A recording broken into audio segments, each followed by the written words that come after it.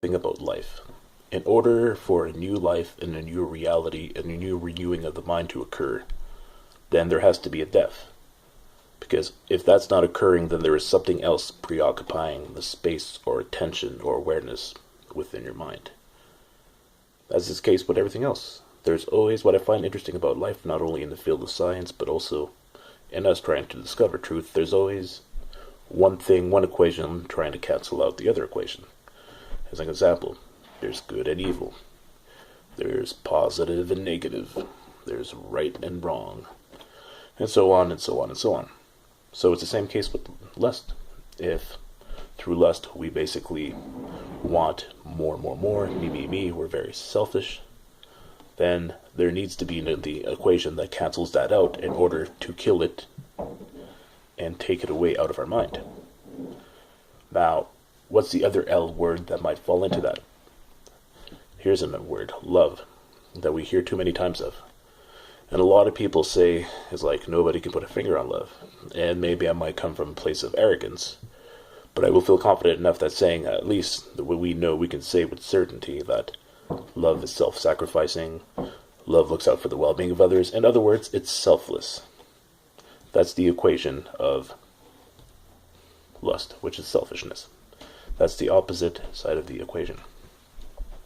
Now, there's a few misconceptions about love that I think there are misconceptions anyways.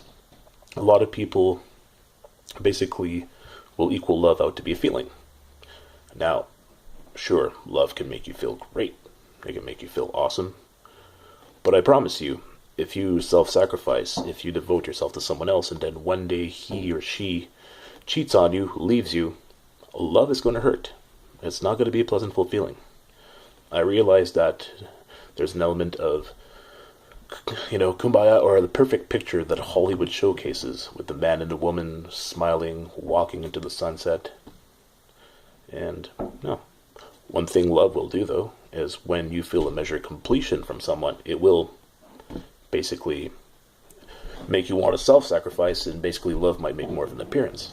But here's the thing. By nature, we're all different. By nature, there are certain people that just will make us feel complete.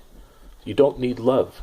If, as I was saying earlier, if who you are as a person brings a measure of completion to another person's life, then people like that gravitate. That's nature. That's just nature working out things. That's nature bringing things together, clicking things together. That's just the way of things. And then through that, when something great like that happens, feels good, then yes, self-sacrifice, considering the well-being of others, stuff like that, which is the embodiment of love, makes an appearance. It does. It does. Just that person, all that is like kind of, and I'm probably putting more time and emphasis on this than I should, but look at kind of like when you, let's use the analogy of a computer. When you have a program, there's always a program improving the programming of what's in there.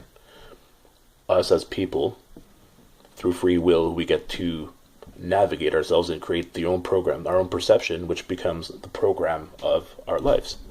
Other people have their own perceptions, it becomes the program of their lives. And through your own perception, your programming might complement their programming. So that's just things that happen. Love doesn't need to make an appearance. These things will happen. These things do happen. Not that I'm trying to diminish the importance of love.